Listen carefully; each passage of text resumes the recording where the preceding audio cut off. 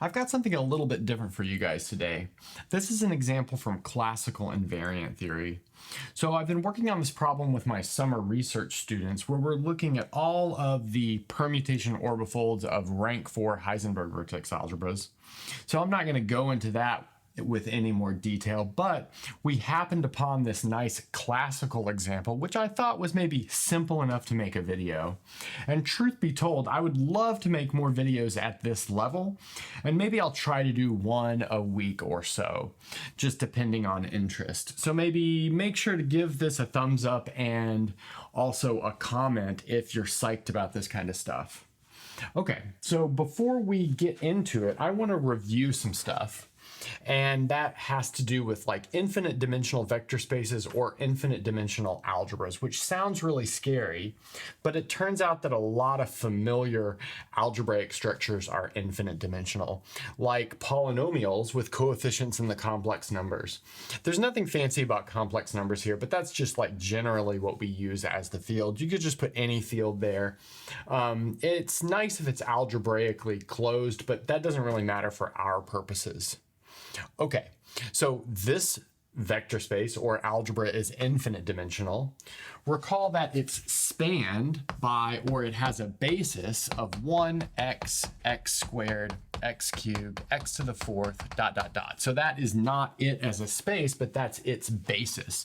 So maybe I'll write a B here to say that's the basis. That's clearly infinite dimensional. Okay, but it has finite dimensional graded components. What do I mean by the graded components? Well, it's pretty easy to break this down into objects that are of different sizes. You know, 1 seems like the smallest type of element. Those are like constant polynomials. X seems a little bit bigger than that. X squared a little bit bigger than that. Well, we can formalize that by saying that those are graded by something called degree. So the degree 0 space will just be the constants, so the span of the number 1. The degree 1 space will be the span of x. So that'll be everything of the form a times x, where a is a complex number. The degree n space will be the span of x to the n. So that'll be anything of the form a times x to the n, where again, a is a complex number. So while this is infinite dimensional, there is something that's called the character or the graded dimension, or sometimes the Hilbert-Poincare series for an object like this, which collects the data of the dimension of all of the graded components and puts it into one spot. And so what you do is you fix a formal variable. I usually call it Q because in my field we use Q, but I think in commutative algebra it's more common to use T or something. And then each coefficient of the nth power of Q will be the dimension of that nth graded component. So here we've got 1 times 1. Well, what do I mean by 1 times 1? I mean 1, as in q to the 0, times the dimension of this graded 0 spot. And then we've got q to the 1, and that's times 1 because this is also dimension 1. It's spanned by x. But in this case, it's not super interesting because everything is just one-dimensional. Notice they're spanned just by these monomials right here. So that means our graded dimension, or our Hilbert-Poincare series, is 1 plus q squared, but that goes on forever and ever and ever. But by taking a sum of a geometric series, that's equal to 1 over 1 minus q. Okay, let's look at a little bit more interesting example. Let's say we've got a polynomial ring in 2 variables, x and t. And the degree of x is 1, and the degree of t we're saying is equal to 2. And so that's allowed. So 2 is a little bit heavier than x. So maybe as a homework, you might want to write down the basis for the degree 0 through 10 components. Maybe I'll point out that the degree 4 component can be written in the following way. So we could have x to the 4th. That's most definitely degree 4 because it has 4 x's. We could have x squared times t. Well, notice that has 2 x's and 1 t, but 2 plus 4 is equal to 4, so that's good. Or we could have 2t. So in other words, we could have t squared. So that means that the degree 4 component is 3-dimensional, and it's spanned by these 3 objects: x to the 4th, x squared t, and then t squared. Again, that's all because t is in some sense heavier than x. Okay, well, I'll also kind of gloss over this, but we can calculate the Hilbert-Poincare series of this object.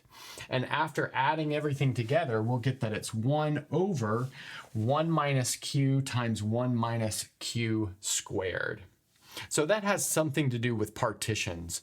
Essentially, we're partitioning all of the integers into 2 parts where we're allowed to use parts of size 1 and 2. So 2 parts because we've got 2 variables here, size 1 and 2 because of those degrees. But then it's well known from partition theory that the generating function would become that thing right there. But if we view it instead as generators of an algebra, notice that this 1 minus q object is related to the free degree 1 generator. And I mean free in that there are no relations. So that would be like x. And this 1 minus q squared is related to the free degree 2 generator. That would be like t. Okay, so now that we've warmed up with this review, I want to recall one more thing, and then we'll look at the example that I uncovered with my students. And so that's called Molin's theorem. I don't know if I'm saying it right. Hopefully I am. And it has to do with invariance of a polynomial ring and the Hilbert-Poincare series. So let's suppose that we've got V, which is the span of x1 through xn. So it's a n-dimensional vector space.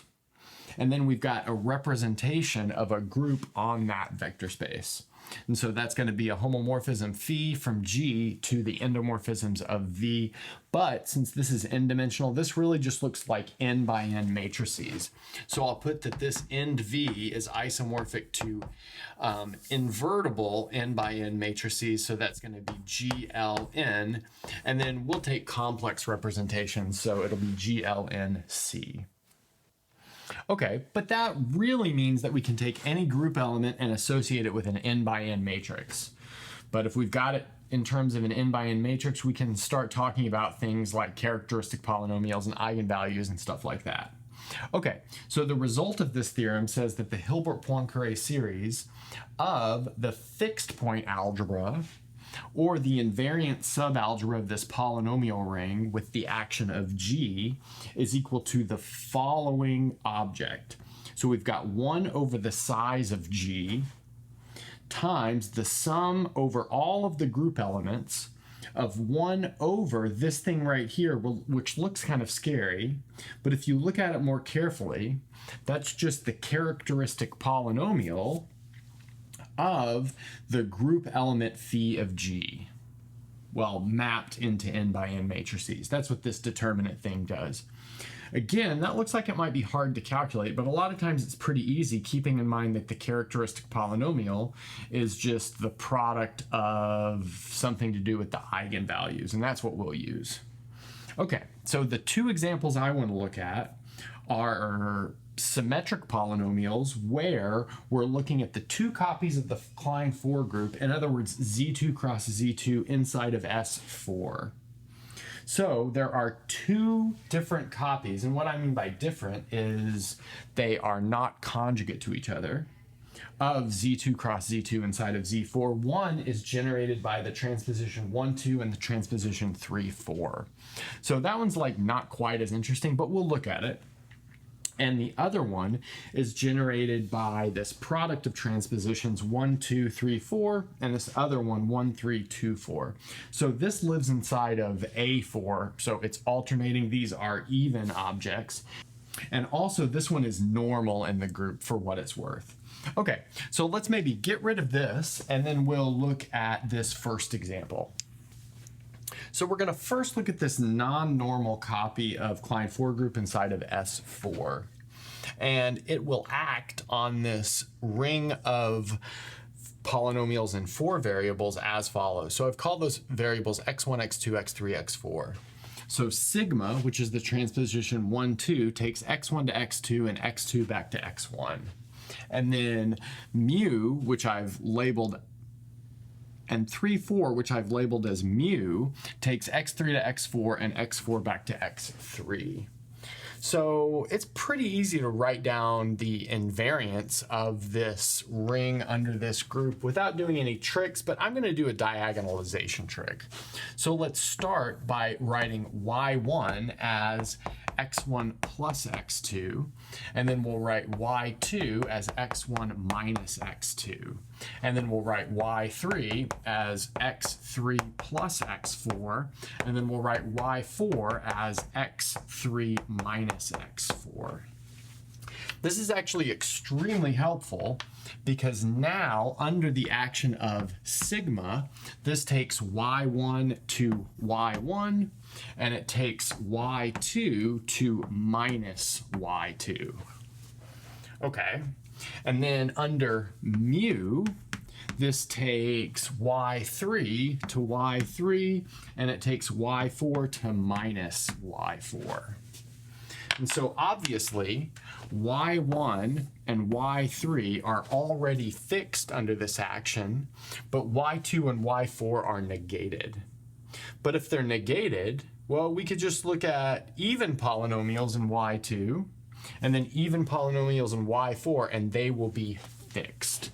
So let's notice that now the things that are fixed are y1, y3, y2 squared, and y4 squared.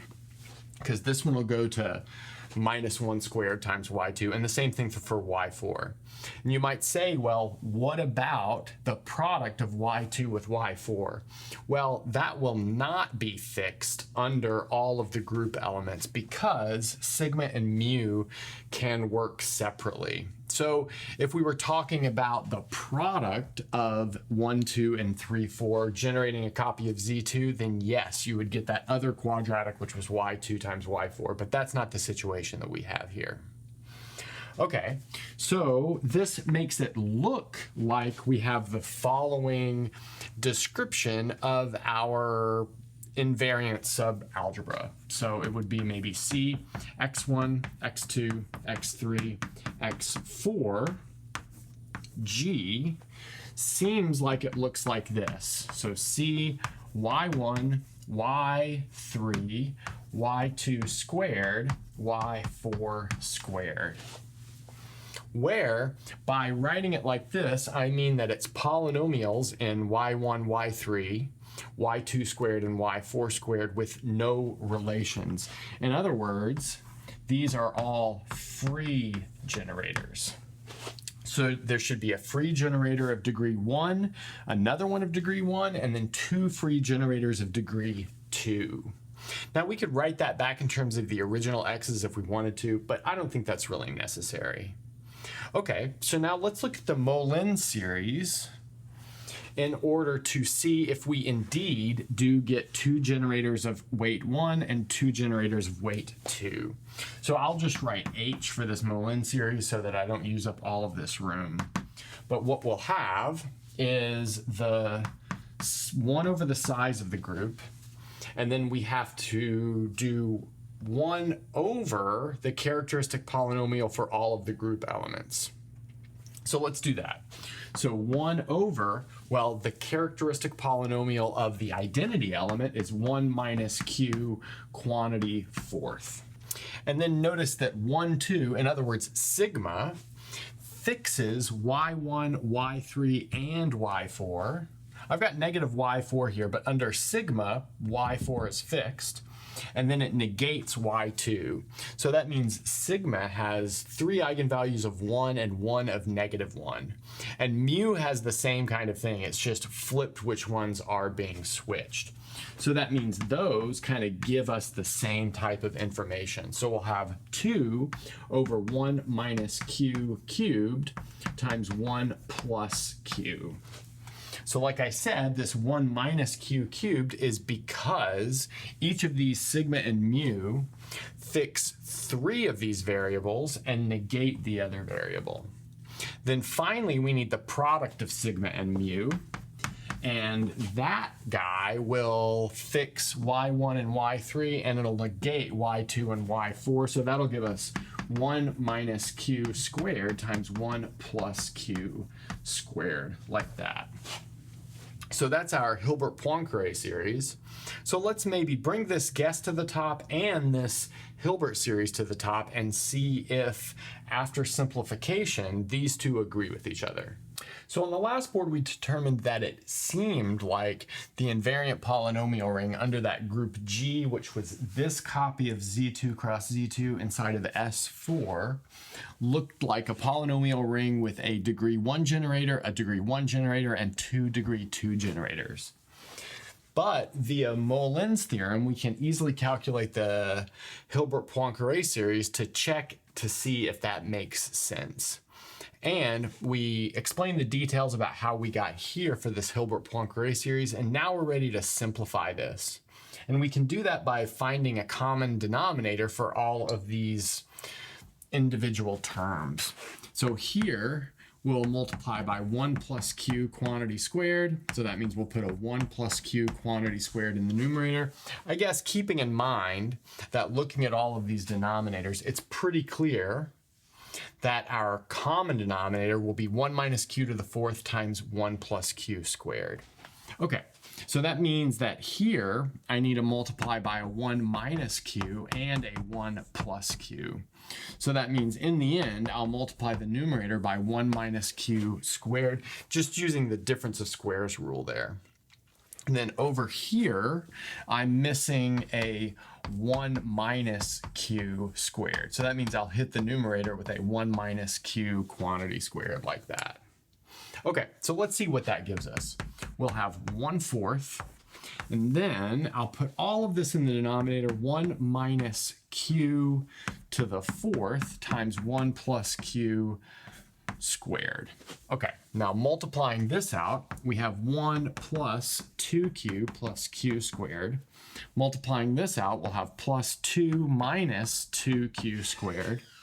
And then multiplying this last one out, we'll have plus 1 minus 2q plus q squared. Now let's see if any simplification can be had, and I think it can. Let's notice that this q squared term will cancel with this one and this one. That's good. And then this 2q will cancel with this one. And then this 1 plus 2 plus 1 will cancel with this 1/4. So that'll just give us a 1 in the numerator. Okay, nice. But now what I'll do is I'll take this fourth power and I'll move it over here. So we have a 1 minus q squared, and then a 1 plus q squared times 1 minus q squared. And now we can combine these two together. So we have a 1 in the numerator, we have 1 minus q squared in the denominator, and then smashing those together gives us 1 minus q squared quantity squared. But now let's look at this. This 1 minus q tells us that there's a free generator of weight 1, but the fact that this is squared means that there should be 2 free generators of weight 1. Then this 1 minus q squared tells us about generators of weight 2 or degree 2, but the fact that this whole thing is squared tells us that there should be 2. So this serves as a check that this is actually correct. So we're good to go. Okay, so let's maybe get rid of this and we'll look at the second example. So let's look at the setup for our next example. So we'll start with a 4-variable polynomial ring, but quickly I'll do a change of variables. Instead of x1, x2, x3, x4, which are kind of obviously acted on by 1, 2, 3, 4, and 1, 3, 2, 4. I'll let you guys write those out if you need to. We'll have the polynomial ring generated by y1, y2, y3, and y4, where y1 is the sum x1 up to x4. y2 is x1 minus x2 minus x3 plus x4.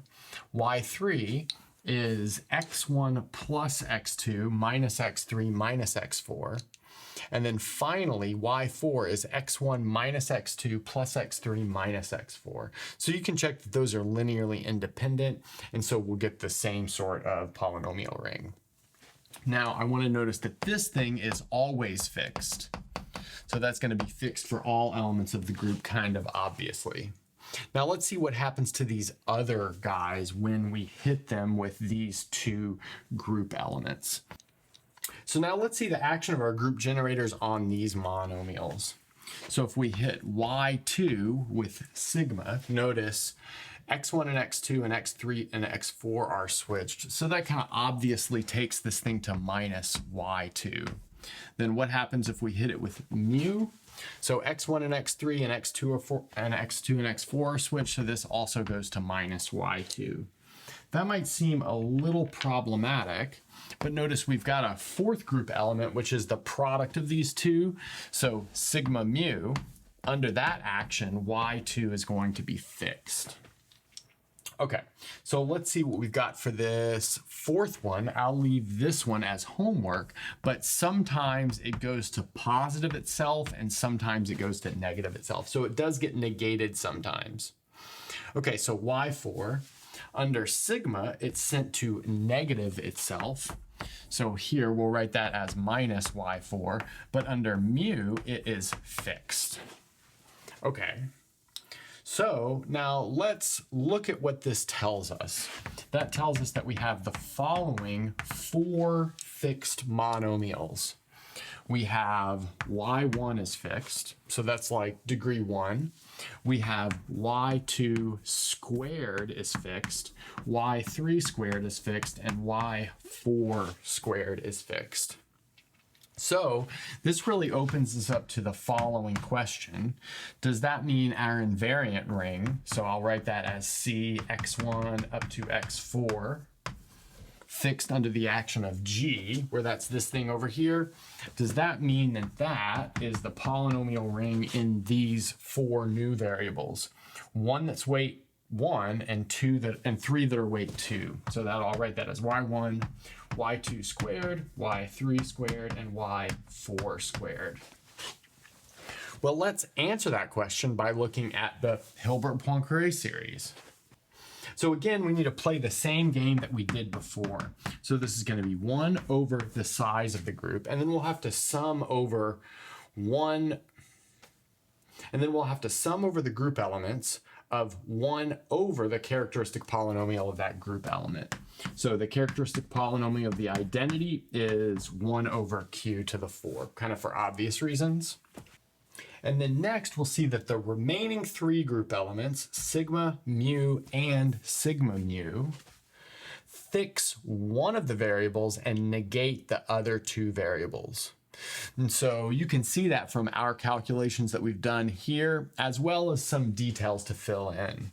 But then based on our calculations here, we see that the remaining 3 group elements have 2 eigenvalues which are 1 and 2 which are minus 1. So we can write this as 3 over 1 minus q squared, 1 plus q squared. So for instance, mu fixes y4, and it fixes y1, but it negates y2 and y3. And then you've got similar things for sigma and sigma times mu. Okay, so we've arrived at the following question, which may or may not be true. And then we can check that question by simplifying this. And so we can pull out the free generators and maybe some generators that are not free. So let's maybe clean this up and we'll finish it off. Okay, so on the last board, we arrived at kind of a guess for the ring of invariants under this normal copy of Z2 cross Z2 inside of S4.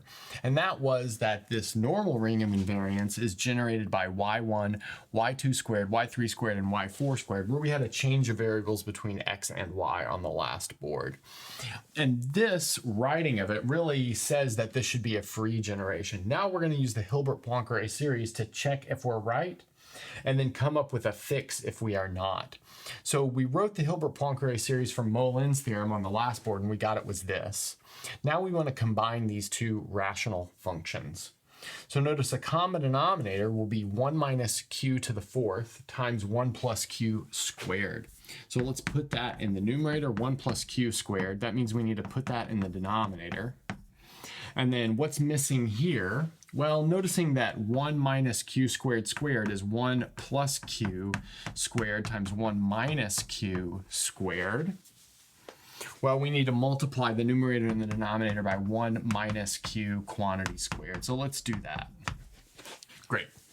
So now let's see what that leaves us with. So we've got 1/4, and now we've got 1 plus 2q plus q squared from this term, plus 3 minus 6q plus 3q squared from this term, and that is all over 1 minus q to the 4th times 1 plus q squared. Okay, great. So now let's see what simplification can be had. We'll notice that this 1 and this 3 will add up to 4. Okay, that's good to see. This 2 and this minus 6 will add up to minus 4q. So that's also good to see. And then this q squared and this 3q cubed will add up to 4q squared.